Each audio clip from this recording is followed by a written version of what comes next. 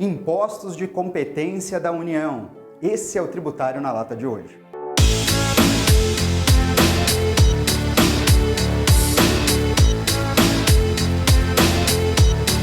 Olha, pode se preparar que se você está pensando que os impostos que são oferecidos à União são apenas aqueles impostos descritos no artigo 153 da Constituição Federal, você está muito enganado. A União tem tantos outros impostos como carta na manga. E é sobre isso que eu vou comentar, a gente vai falar um pouco mais a respeito. Bom, o negócio é o seguinte, em relação aos impostos de competência da União, diferentemente do que acontece com todos os demais entes federados, sejam os estados, o Distrito Federal e os municípios, quero lembrar para você que a União possui três modalidades de competência para a instituição de impostos. Existe uma competência ordinária, existe uma competência extraordinária e também uma competência residual. Você sabia disso? Todas essas modalidades são encontradas, fica bem atento, nos artigos 153 e 154 da Constituição. Bom, para começar, a competência ordinária. Naturalmente, a competência ordinária reflete aqueles impostos que a Constituição entregou para a União e que encontram-se previstos no artigo 153. Nós temos aqueles impostos mais triviais, que são bastante famosos, como o imposto de importação, o imposto de exportação, o imposto sobre a renda, temos ainda o IPI, o IOF, o ITR e o imposto sobre grandes fortunas. Estão aparecendo todos eles aqui para você, tá vendo? São 7 impostos de competência da União. Esses impostos são privativos da União. Nenhum outro ente federado terá a possibilidade de se valer de qualquer um deles naturalmente.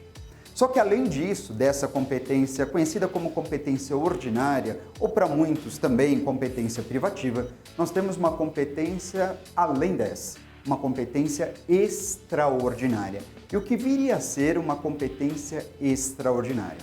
A competência extraordinária está registrada no artigo 154, inciso 2 da Constituição. E ela oferece à União a possibilidade de instituir um imposto em razão de uma situação bélica.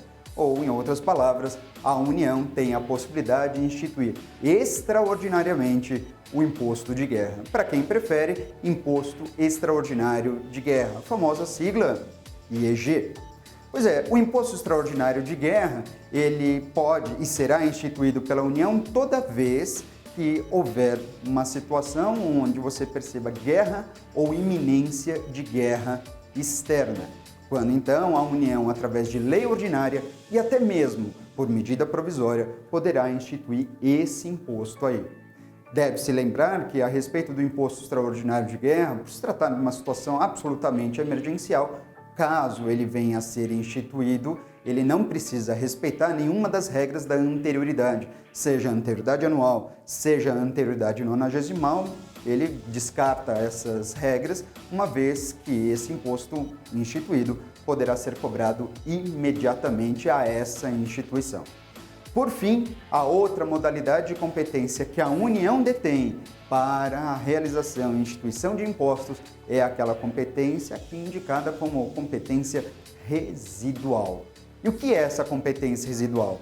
Uma competência prevista, agora olha só, de novo, artigo 154, porém, inciso 1 da Constituição.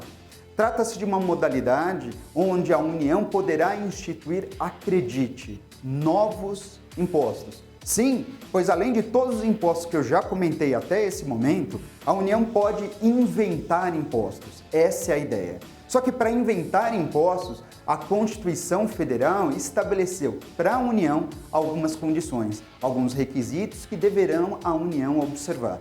Então, esses novos impostos devem vir por lei complementar, não admitindo, por esse sentido, medida provisória.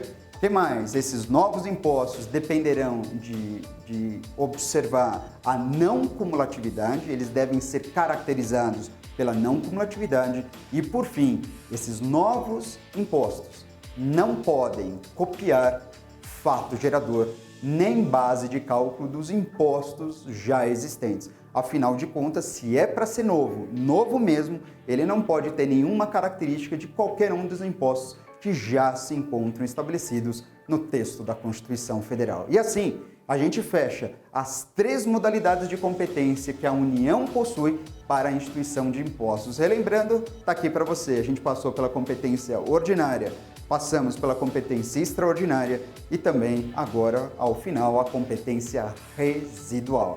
É esse o Tributário na Lata, que quer trazer para você o conhecimento do direito tributário da forma mais ágil e precisa, da forma como você necessita.